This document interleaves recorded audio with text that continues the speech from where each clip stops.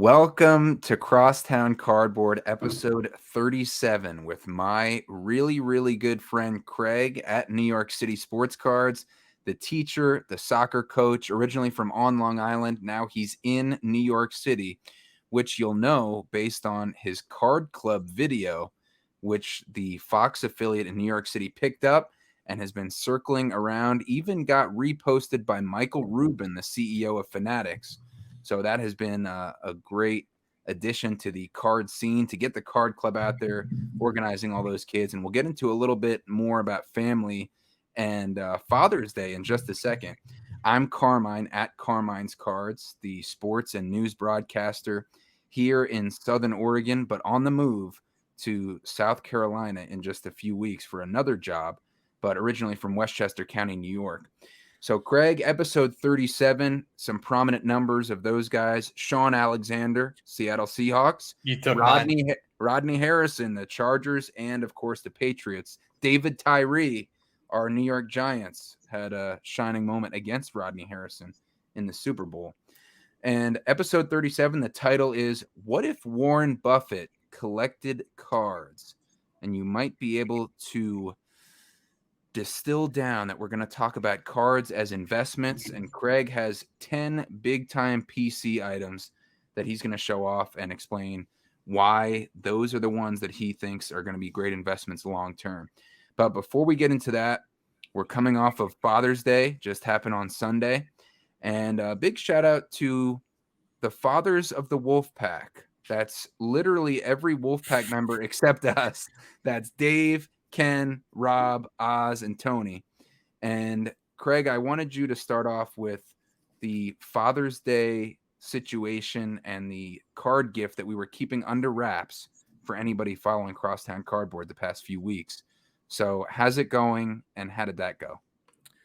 Carmine, great to hear from you. Great to see you. So I guess we were kind of teasing it.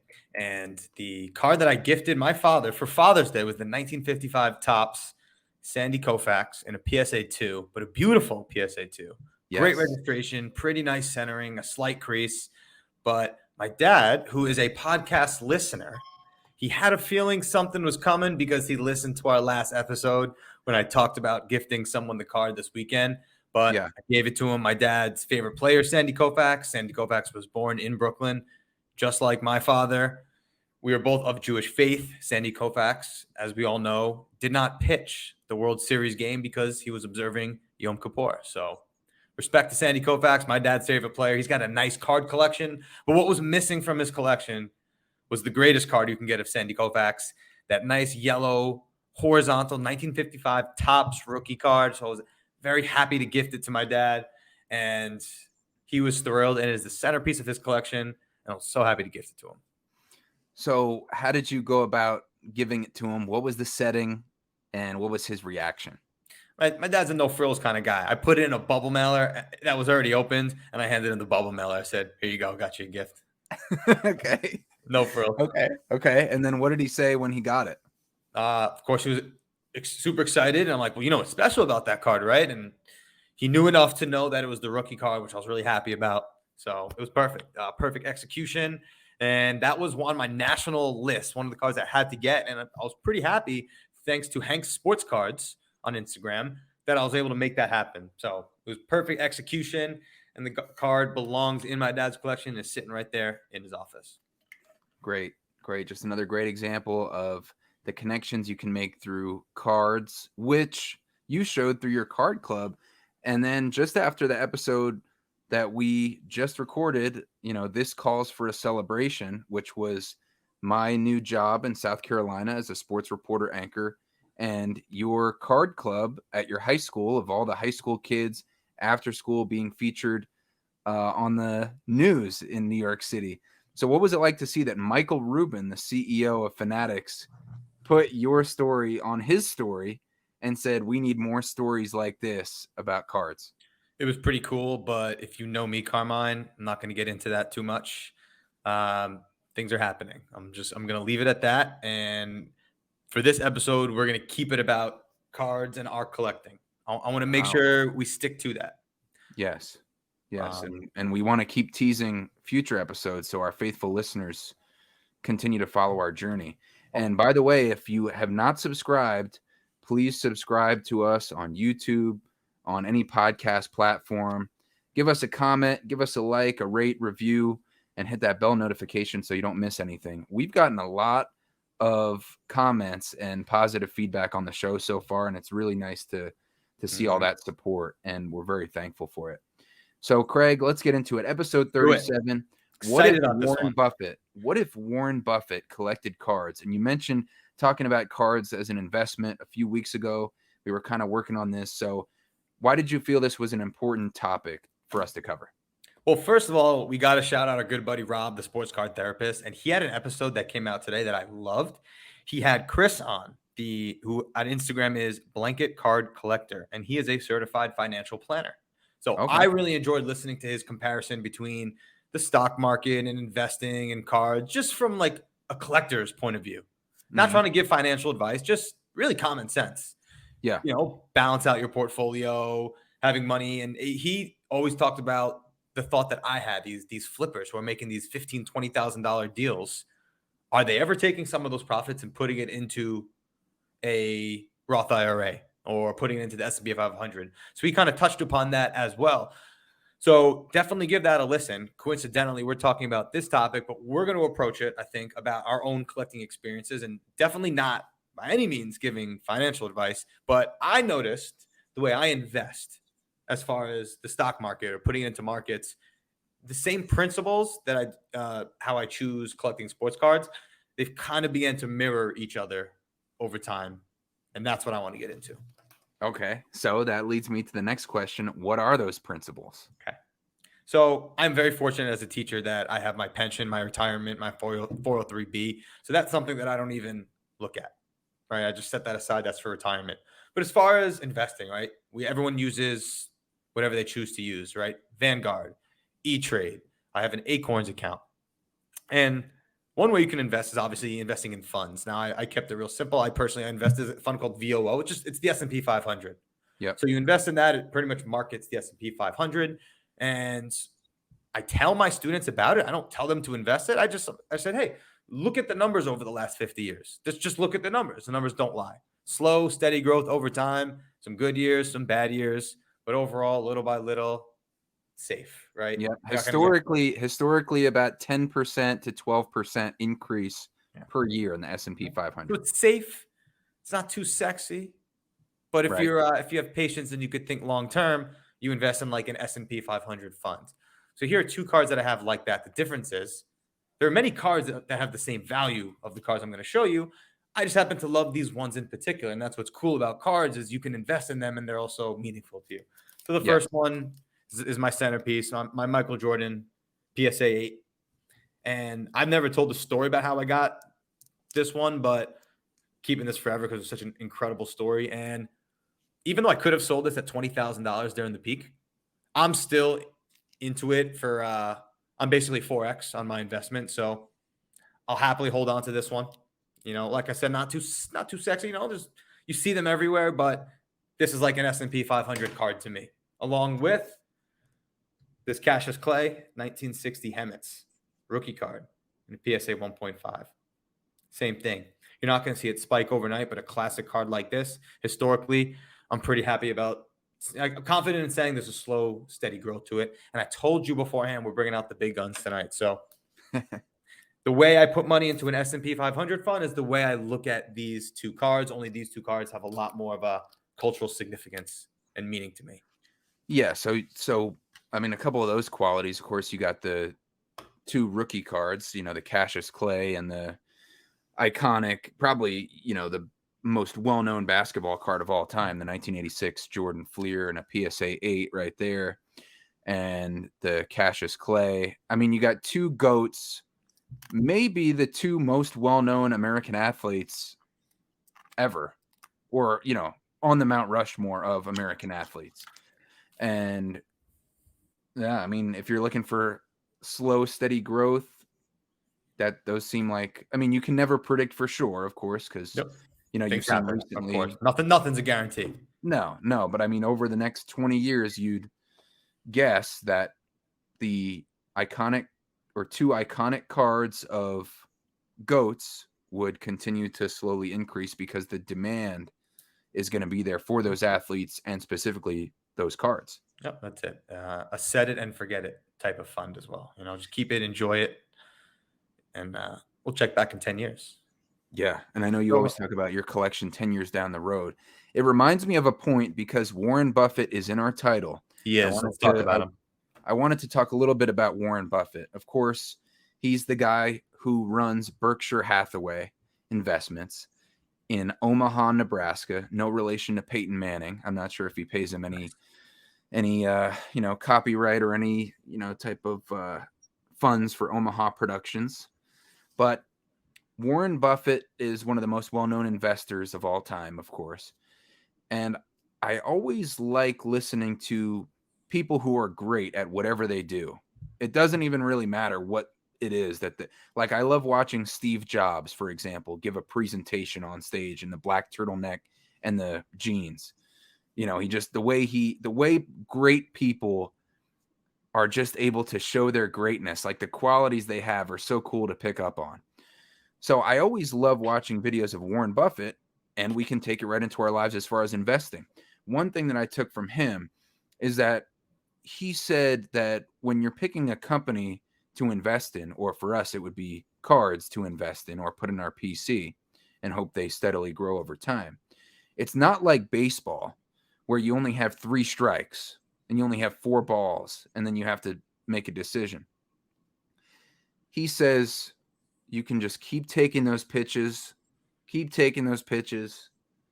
watching the ball go by. And then when you see one right down the middle that perfectly aligns with what you want to invest in, or the card that we like, or for us, the Mount Rushmore of qualities we look for in a card many episodes ago now, then you can take the swing.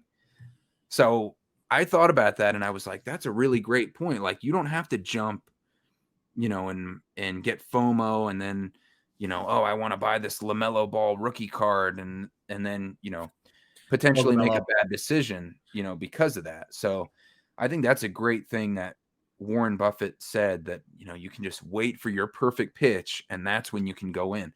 And that's what he did, for example, with his Apple investment, which is now the biggest holding in his portfolio and has increased 372%.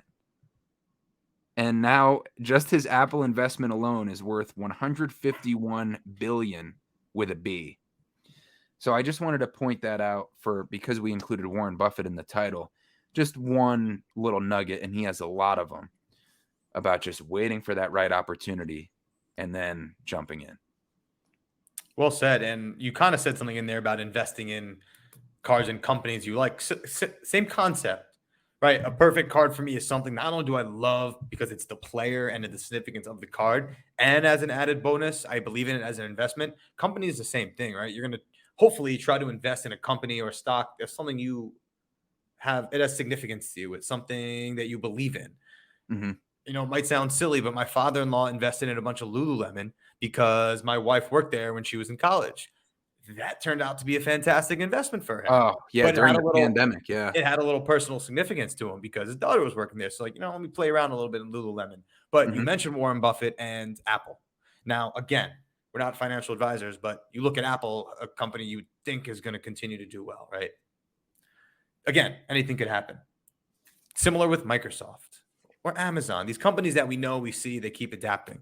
Well, I'm going to show you 5 cards that are my Apple, Microsoft, and Amazon, because I'm going to show you these 5 and you tell me that any of these cards in the future aren't going to be in demand. Okay. Michael Jordan, 2012-13 exquisite on-card autograph. Okay. Michael Jordan, 2006-2007 exquisite extra edition quad game worn jersey out of 25. The autograph was out of 99. Kobe Bryant, 2012-2013 Panini autograph on card from the bonus packs out of 24. Okay. Bill Russell, 2019 Contenders Optic Orange on-card autograph out of 15 and a PSA 9. And a Steph Curry, 2009-2010 Upper Deck rookie autograph card and a BGS 8-10 autograph. Nice. I told you we were bringing out the big guns today. These are cards that I've had in my collection for a while. They're cards that I love because of the players, the uniqueness. the stories behind how I got the cards. And I look at every one, five of those cards, and I think Apple stock. Just keep on going. Just keep on going. Always going to be relevant. Tell me what you think about that. Okay, well, I like how you open it up for my interpretation because we didn't plan this before. I knew you were going to bring out some heavy hitters. But the thing that I think separates the two cards you mentioned at the beginning, the Ali rookie and the Jordan Fleer rookie, from those five is that the first two are iconic cards of those iconic guys. These cards, these five, are nice cards of iconic guys. But if I was going to, and I think you would probably also agree that the two you mentioned at the beginning, the Ali and Jordan rookie, would be on a upper tier, and then the next five would be beneath that as far as investments you're confident in going up. Because sometimes when I look at an investment type of card or a PC card, I look at what can go wrong. Like, what are the things that are bad about this card to maybe rule it out? Because I'm trying to do that Warren Buffett, wait for the perfect pitch and be really selective. So, like, if I was looking at the Curry, which is a sticker auto, right? Oh, okay. I see what you're doing And there. and college uniform, and it's a BGS 8 with the paper label, which is okay. I mean, it's still a great card, nothing wrong with it. But as far as like a long-term investment, that would be something where I'd be like, okay, Davidson, you know, it Does would it it would it would put it would puncture the balloon a little bit for me. does it change your thought process there if I were to say I actually purchased this card for about $40 back in 2009? But those cards also, those aren't really like, all of those aren't investments. Those are hopeful investments, but with a personal story that carries. It's like a personal What do you story think this is worth? investment. What do you think this is worth roughly? Is it a rookie year? Yeah. This Um, is by the way, for anyone listening, 2009, 2010 Upper Deck signature collection, Steph Curry rookie autograph, sticker auto. A lot of his rookie autographs were with the Davidson uniform. yeah. Yeah. What do you think this is worth roughly? Is it numbered? No, Um, I'm gonna say 2,500. not like 2000. So you're not far off. Yeah. Okay. So, and then you have that one. You have the Jordan, which is in the UNC uniform. So that's the only detractor, but it's on card. It's numbered out of 99, and it's exquisite. It is exquisite. So he's also iconic for UNC. I mean, with the game-winning shot, with about 15 seconds left as a freshman, everybody knows, to win the national title. And then you have the quad exquisite jerseys, which I think is cool. Of course, I have the Wilt and the Bill Russell from the same set. So I think that's cool, and it's Ooh, not hold that that up. high valued. Hold that up. That's cool. Yeah. Oh, yeah. But when you think about investing in stocks just like you do cars, I also think about my entry price at these cards, and I think, Right. do I think it's ever going to teeter below the entry price? And for all these, I'm thinking no, based on where I got them, when I got them.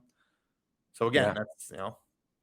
That's a good point too, because you got to figure, where are you getting in on these cards? Yep. I mean, Big that's, factor. if you're buying at the peak of the pandemic, you're going to be a lot, your investment outlook on what you bought is going to be a lot different. And then what were the other two? The Bill Russell optic orange auto, which is on card, which I like. Yes. And Kobe. This is more of a Kobe nostalgic piece for me. When and where I got it, how I got it. So yeah, but you get the point. It's cards that I don't think I'm going to have to really worry about them losing value too much. And again, it's not all about the values, but in this episode, we are talking about that. They are also cards that really mean a lot to me. Mm-hmm. I remember exactly where it was when I got each of these. So super cool. Players that I love, a lot of cultural significance, and yeah. Yeah. And I find myself actually, when I'm getting cards, I have to push myself to be more risky. Like, when I'm looking at my case and I'm set up at shows, I realize that I only have like a couple players who are still active. All my guys are old, not necessarily old, but they're retired Hall of Fame guys, Bird, Magic, Rodman, Bill Russell, Bo Jackson, guys like that. And so like these are cards I would consider investments. These two, one of one, flawless autos. This one is a one of one of Bo Jackson, and this one a one of one of Magic Johnson. I hope you somehow make a deal for that Bo Jackson with Kevin Nagandi. He Oh wanted yeah, that one. He wanted that yeah, card. he did. He did. Kevin Nagandi from our episode. I don't know, maybe about 15 episodes ago now. But stuff like that I consider an investment that of course, it's rare. There's only one of them, and it's iconic players. Or like this, where Oof, it's yeah, this love that. flawless patch of Magic Johnson with the S, the ending of the S on it in Johnson. It's numbered out of 25, but with the patch being like half of a full letter, it's really basically a one of one with that patch quality. So like stuff like that is something that's safe, that I want to invest in, that I don't see being too risky. But I recently had to, you could say, if you were Warren Buffett, invest in a startup company or do a little prospecting that we talk about, because I want to have a diverse portfolio. I needed to engage a little bit more in some diversification. So I don't want to just have the slow growers. I want that to be the foundation of my portfolio and what I mainly collect, because I don't want to be too risky and, doing crazy stuff and stressed out. But I do want to also dip my toe into some things that have some higher potential, but also higher risk, which is why we were talking about a few episodes ago when I was at the Portland card show at the Twin Oaks show, and I traded a Larry Bird patch from Immaculate, numbered out of 5, and the Magic Johnson Flawless Auto, numbered out of 5, for a Joe Burrow Select Rookie tie-dye, numbered out of 25, which I sent off for grading because I saw some potential for growth. And knowing that my foundation is already these stable Hall of Fame guys, I felt like, let me have a little fun, take a little risk responsibly, and try to invest in a card that has higher potential for growth. Did you grade it? Yeah, I graded it. It hasn't come back yet. Oh, it's out Yeah. there for grading. Yeah, but we'll see. Ooh, But if very exciting. a PSA 10 of Josh Allen in the same card is like a $3,000 card. When will that be back? Probably a couple weeks. Okay, So excited. I sent it faster so we can get it back before National. Yeah. So, as I was maturing as a collector throughout the pandemic, I stopped prospecting altogether. Like I was really just picking up grade A guys, but I still had some stocks in my portfolio. I remember two that I kept looking at because a friend told me they were cool. It was BNGO and NNDM. One of them was like a 3D printing stock, and one of them was biotech. Yeah. And it was fun following, like we were all indoors, and I'd be on YouTube watching these like stock videos. Oh my! I did the same Man, thing. up and down and up and down. And then after a while, I still had these holdings, and I had to say to myself, like, what am I doing? Just like cards, where I've gotten rid of all these no-name prospects. I'm like, I got to do this with my stocks too. So I sold all my penny stocks, even for a loss. I reinvested that into the Apples and the Microsofts. And that's exactly what I did with my cards too. I very slowly over time got rid of all my low end, not even like I shouldn't say low end, because I still have cool cards that don't cost a lot, but players I don't really care about, that really don't have any significance. I just slowly consolidated is really what the word comes down to. Yeah. I did the same thing during the pandemic, and like a lot of people, and that's why the stock market was going on fire, and it's funny because if you pull up the S&P 500 chart, the stock market still has not gotten back to where it was in right around the new year was the peak, but December 31st of 2021. And so, now a year and a half ago, and the stock market is still like 5-6% lower than it was back at that peak a year and a half later, but it is trending up. Year to date we're up 15% in the S&P 500. Okay. And the key thing to remember also is from 5 years ago we're still up 60% in the S&P 500 from Numbers don't 5 lie. years ago. Numbers don't lie. And so you see the big swings. I mean, the lowest point was way down from, the lowest point really was fall right around Halloween 2022, October 7th. And, that was way down from the peak. But overall, we're still, steadily going up, just like the card values. Yeah. And like during the pandemic when all that was happening, I was like probably a lot of our listeners and viewers too, investing in these speculative stocks with your your stimulus checks and all the extra money that you might have been getting at the time. But the key, I think, and what I tried to do was not get too greedy and sell as the price is going up rather than hold too long. And then now we're going back down, and then you're trying to sell and, possibly selling at a loss. So I feel like you can apply also that stock market lesson to cards too. Like if somebody's on fire, they're really creeping up, doing well. I always think, and I'd love to hear what you think about this too. I think you always want to sell on the upswing and not like hope for the best possible scenario and then try to sell, because a lot of times that best possible scenario doesn't happen. So like my Joel Embiid flawless patch auto, I traded in like the first round of the playoffs because I don't know how far the 76ers are going to go. So I was willing to trade that, while he's hot, while he's just won his MVP. And now you think about Joel Embiid and you're like, he can't get it done. Nikola Jokic is better. So the narrative around him has totally changed, similar to stocks. So I always, even though it's hard, you want to get the most out of it possible. But I feel like selling on the upswing is way easier than trying to hit that peak and possibly waiting too long. So now we're talking about two different things, because you're talking about selling cards like selling stocks. Every card I'm showing, that's more of my stock portfolio. Okay, so we're two sides. Yeah. We're two sides of the same coin. You're going long-term investment and I'm going more short-term investment. Now there are some, obviously there's their penny stocks, the new things, right? Nobody really knows what it is yet. But then there's your new shiny toy.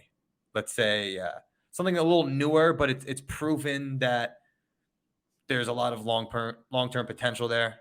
And that's my Tesla of my portfolio. Okay. A little less established than the other ones. Tesla went public June 29th, 2010. So relatively new in the grand scheme of things. So that, to me, that's my shiny soccer collection. Oh, okay. That's my Erling Haaland 2020 Topps Chrome Future Stars Gold Refractor PSA 10 out of 50. That is my 2019 Finest Lionel Messi Gold Refractor out of 50 in a PSA 10. Wow. That is my Erling Haaland 2020 Topps Chrome Bundesliga Red Refractor out of 10 in a PSA 10. And that is my 2014 Prism Matchups Lionel Messi, Cristiano Ronaldo Silver Prism in a PSA 9.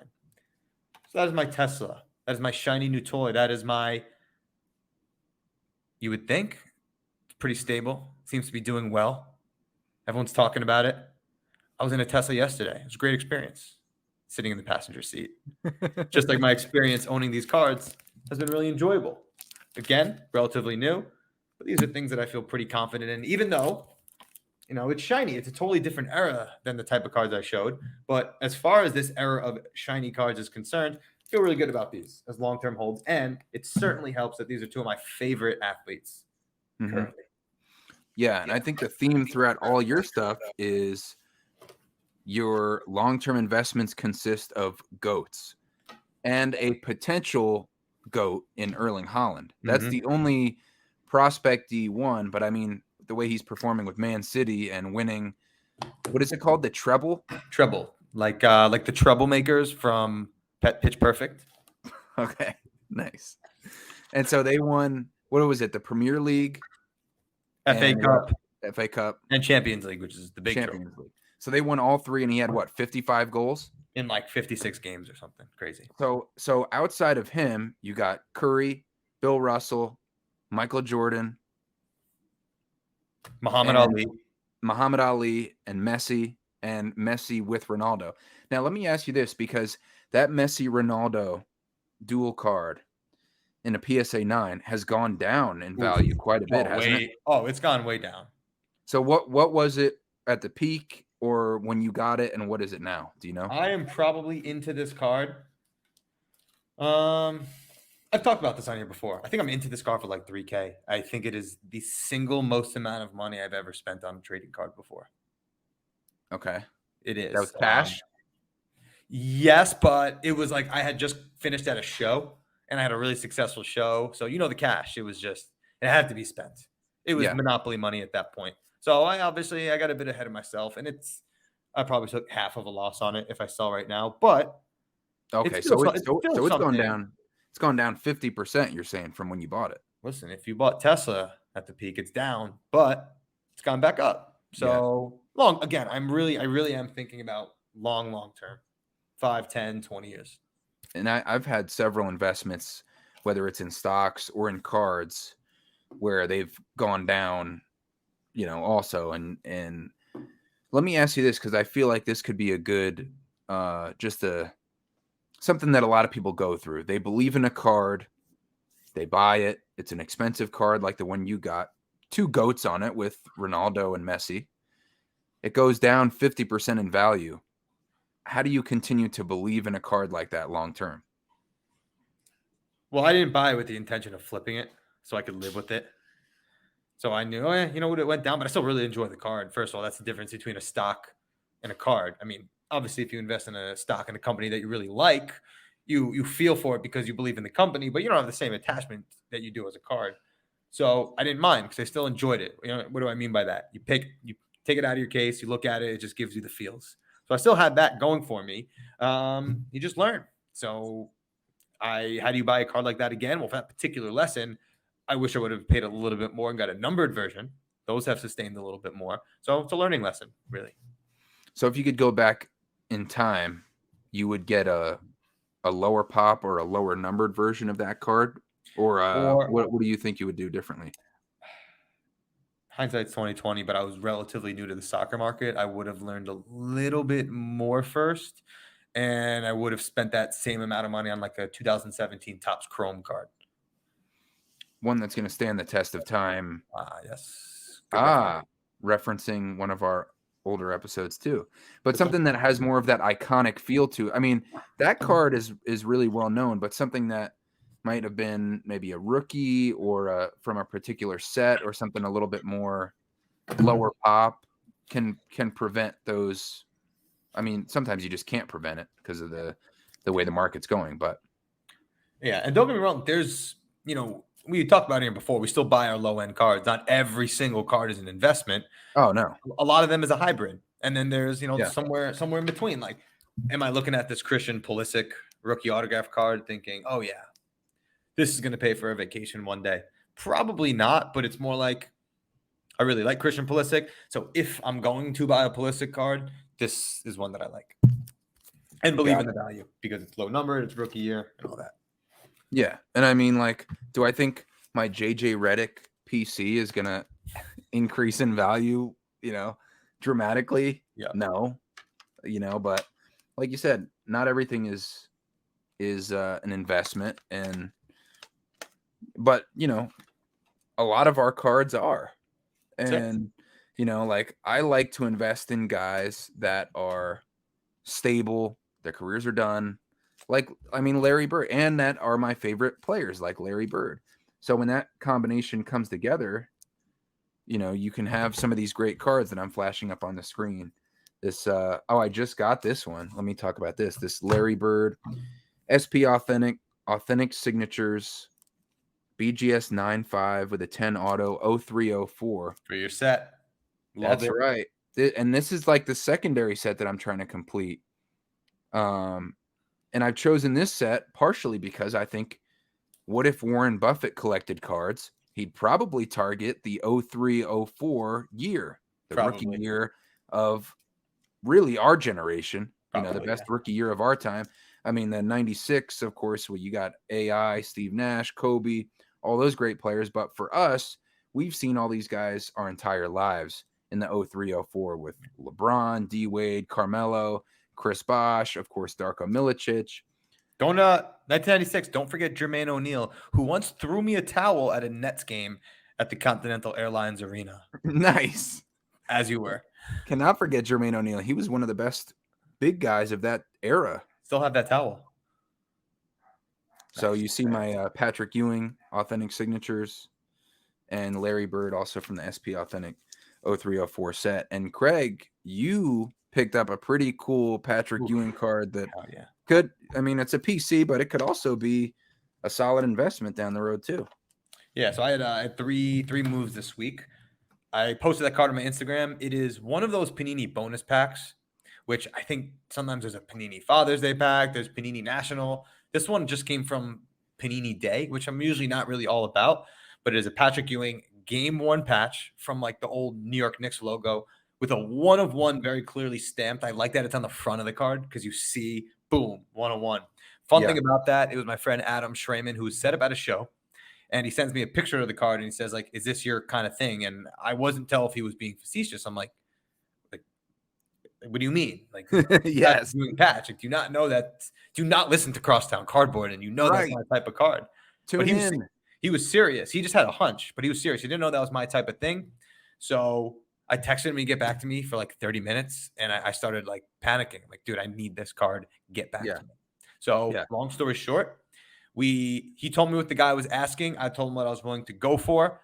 Adam negotiated himself, and he couldn't get to my number. So he got to a different number, and he said, I bought it for this. If you want it at this price, it's yours. Otherwise, I'll take it. Took the deal. Don't have the card in my possession yet, but I will. And it's just the perfect Knicks PC card for me. Yeah, that's a great addition to the Knicks PC. And we've both been picking up a lot of Patrick Ewing cards lately. So it attracted you because it was an all-time legend Nick, a 1/1, and describe the patch. We'll pull it up on the Crosstown Cardboard YouTube here. What about that patch? It's from the New York Knicks logo, NY. So you can't quite see it on the logo on the hat that you're wearing, but we'll pull up a picture of the Knicks logo on the Crosstown Cardboard YouTube as well. So amazing card. Just aesthetically, just looks great. Good image of Patrick Ewing, and I don't even care that's from the bonus pack. Yeah. So super happy to have that. Great even card. For a PC card, though, it has its price. So the number was right, and I'm super thrilled to buy that as a gift for myself. That's very nice to treat yourself because you treated your dad on Father's Day. You're probably a future dad, so you pay it forward to yourself. Yeah, I also treated myself on my dad's Father's Day. There you go. That's when I bought the card. There you go. All right, so that's one move. So you got two more. One more move. So met this guy via Facebook and then Instagram, military guy. So thank you for your service. And he is a big Christian Pulisic collector, which there really aren't a ton of. Matt B. And on Instagram, he is nomad_cards88. And he put out a post. It's one of those posts where it's like, okay, like you're speaking to me. He said, okay. He posts a picture of this Saka, who plays for Arsenal, one of the best players in the world, Kaboom, and a BGS 9.5. And Christian Pulisic, Prism Manga, one of those like cartoony cards, and SGC 9.5, which really not my type of cards, but the caption said, looking to trade for Pulisic graded slabs, DM for inquiries. So I said, you know what? Wow. I've got this Christian Pulisic 2016 select copper out of 49. I'm probably taking a loss on it, but you know what? I'm over that card. Let me pick up some fresh inventory so I have it for National. And after a little back and forth, we did a straight up 2-for-1 trade. And I'm really happy to just get some fresh cards in for a card that maybe I fell out of love with. And I made a new connection. So shout out to Matt B on Instagram. And another episode reference, falling out of love with a PC card. That's another one of the Crosstown Cardboard episodes.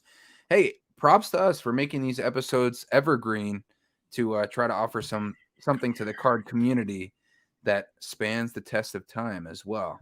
Yeah. So you got the new Pulisic coming in.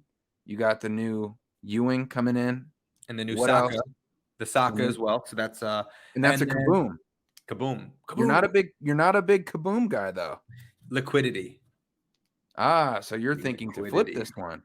100%. I traded out of a card that's a little more rare for liquidity that I will be able to use at National, which is in a month.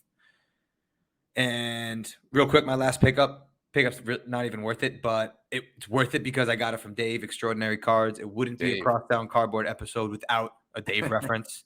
Right. Denzel Mims, Nebula Choice, 1 of 1 in a PSA 9. It's a New York Jet. He's not a very good player, but Oh, Denzel, cover your ears. well, I asked my friend Steve. I'm like, dude, you're my Jets guy. How's Denzel Mims? But I was completely blinded by the fact that it was a Nebula Choice 1 of 1, and that I own no football cards in my inventory. So for the price, it seemed worth it, and that's it. That's what I got for pickups for the week.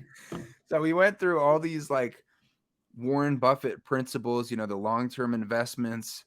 And then sometimes, as you can see, they just get thrown out the window at times. Oh, yeah.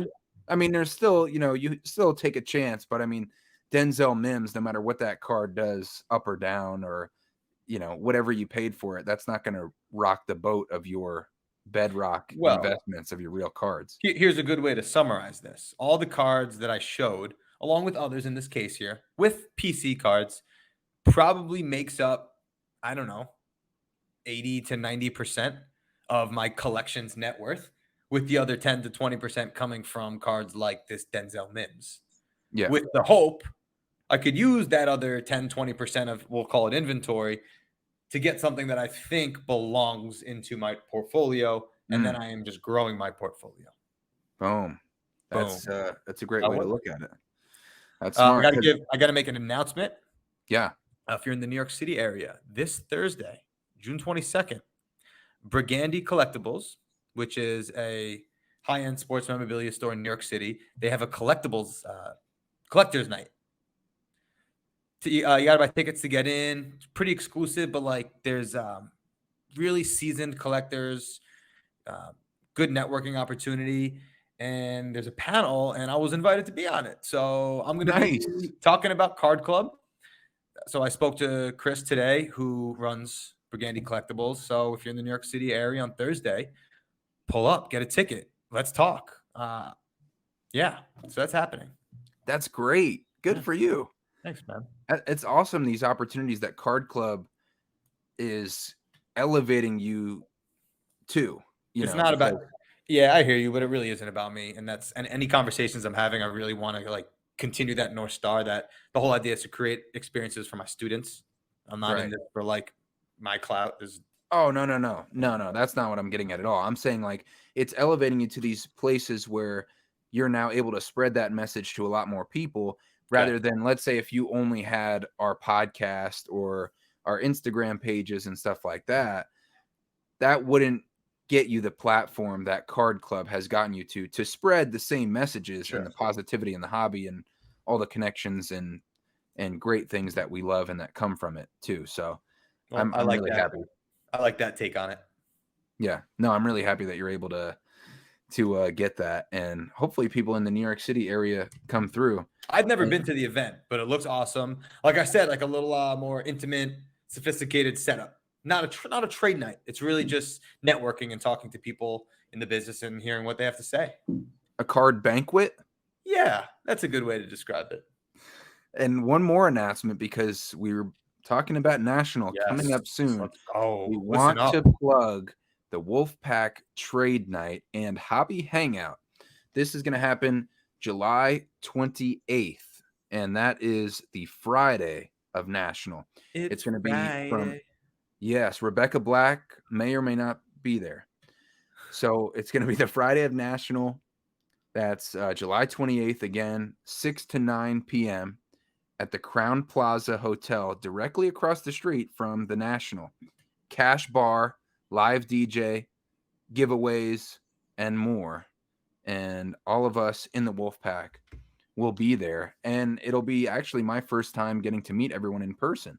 So I'm really excited for that. And then also just having everybody come together, be at the trade night, because coming from a trade night at the Burbank Sports Card Show in Southern California, that's where a lot of deals go down, is at the trade night. Everybody's on the equal playing field. no dealer, being above the customer and having the upper hand type of thing. And it's just kind of like cards, how it used to be, spreading them out and trading with your buddies on the floor and stuff like that. So that should be an incredible time. And it's, about 5 weeks away. Well, I can't wait. I feel like so much card related is going to happen in those 5 weeks. Looking forward to seeing you in Chicago. We're going to meet for the first time. I know, it's crazy. That's pretty cool. It's pretty cool. I don't. You get a much different sense of somebody when you meet them in person versus, just over the phone and through video chat and recording together. So yeah, I have a friend. Sure I saw him 2 nights ago. Actually, he went to business school, and the first year of business school was remote. So he's a shorter guy, 5'6", and he said when he met everyone in person, everyone's like, "Oh man, based on the video chat, I thought you were like 6'1". So he just he just let off a much bigger vibe, I guess. Ah, okay. That may be what we get from cousin Tony and Big Ken. Because I think they're I'll just say shorter than average. I don't know exactly how tall, but they have that big collector energy. Put it like that. BCE. Yeah. Well, Carmine, keep up the good work. Excited for you for your move, and next week, 38. We'll get a guest on one of these weeks. It's coming. Yes, we have a lot of guests coming down the pipeline, and also we'll have to do a national preview or like what our mindset is in the last month countdown. I'm sure we'll talk about that coming up. That's it. All right, bro. We out. Peace.